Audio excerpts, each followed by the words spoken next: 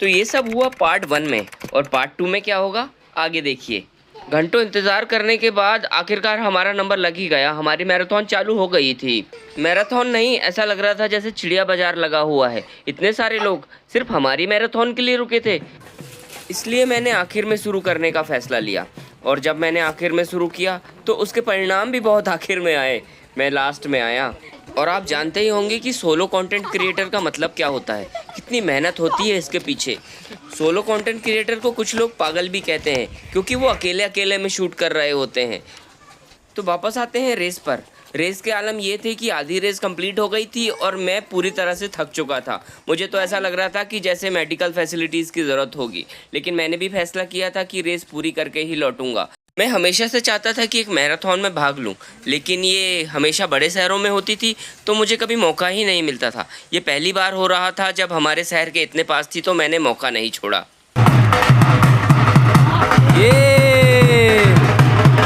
Finally मरते जीते गिरते पड़ते हमने 5 किलोमीटर की रेस कंप्लीट कर ली। और जैसे कि खेल स्पिरिट में होता है कि अपना सम्मान बड़ों को समर्पित कर दें, तो हमने वही किया। बॉडी को कूल डाउन करने के लिए कुछ स्ट्रेचेस भी कर लिए, लेकिन मेरा ध्यान तो सिर्फ खाने पे था। यहाँ पर बहुत सारे पकवान बने हुए थे। ये तो सब रेस के पहले ही लग गए थे, लेकिन पहले खा नहीं सकते थे और अब रुका नहीं जा रहा है। वहाँ दूर अवार्ड सेरेमनी और फोटो सेशन चल रहा था, लेकिन हमने उन सबको छोड़कर खाने को पहले तवज्जो दी। फ्री में जो मिल रहा था, और फ्री की चीज़ को छोड़ना नहीं चाहिए। देखिए हमारे चेहरों को फ्री में खाते हुए कितने अच्छे लग रहे थे।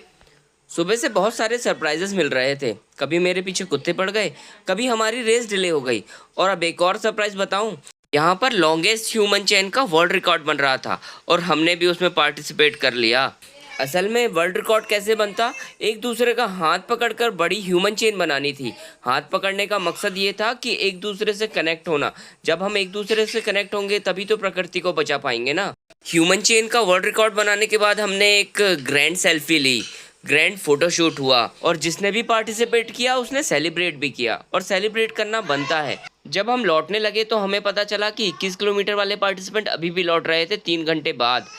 लेकिन हम उन लोगों का वेट नहीं कर सकते थे और हम इतना थक गए थे कि अब कुछ भी करने के काबिल नहीं थे। अब हमें सिर्फ घर दिखाई दे रहा था और घर में भी सिर्फ बिस्तर ही दिखाई देता।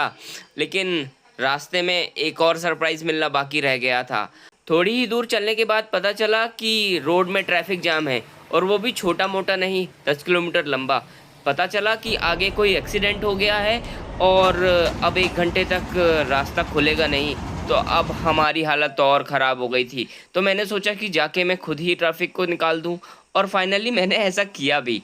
नहीं, वो अपने आप ही ठीक हो गया था और हम लोग फाइनली घर पहुंच गए। किसको दर? चल बैठ।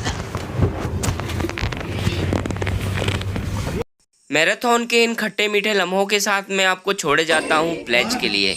ये था हमारा वर्ल्ड रिकॉर्ड। वन्य प्राणी है, लेकिन मानवता को हवा, पानी और जीवन भी देता है।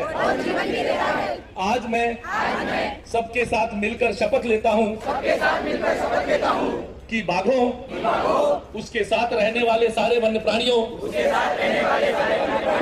और उनके घरों की रक्षा करने में अपनी तरफ से कोई कसर नहीं छोड़ूंगा। Thank you.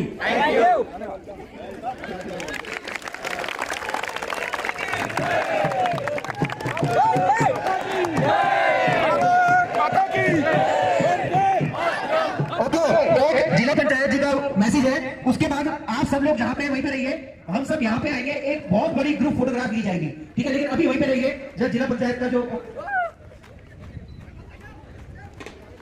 सभी को नमस्कार। आज आप सभी आपका जो जोश है, ये जोश केवल आज का नहीं होना चाहिए। ये हमें जब भी कहीं पर भी जाए हमारी छोटी